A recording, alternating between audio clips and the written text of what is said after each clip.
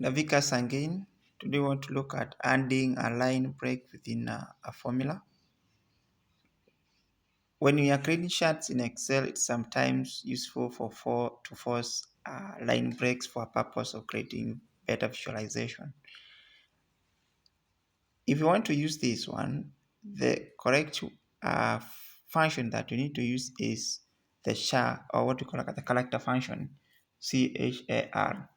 So we use this CHAR function, and this is the function within the formula that will make up the chart tables.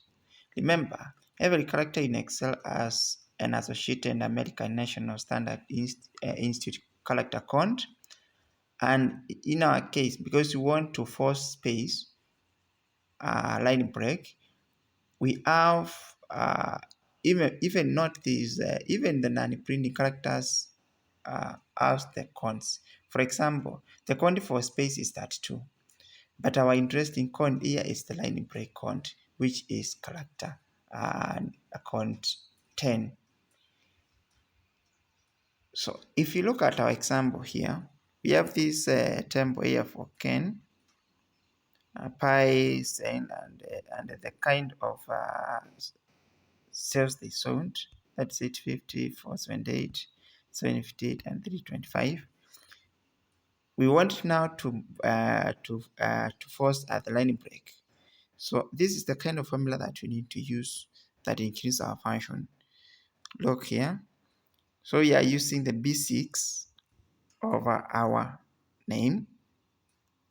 Then ampersand the character 10. Remember, 10 is the count for line break, forcing, and then this one related to the unit sound. Once you use this kind of the formula, then you will be able to see that your table or the chart will have the spacing. Look at Ken, pi, sigma, and Davika, and therefore your visualization in this case is actually very clear. So remember, if you want to get these tips, you have to follow me. If you don't follow me, remember, you'll not be able to see this kind of interesting tips.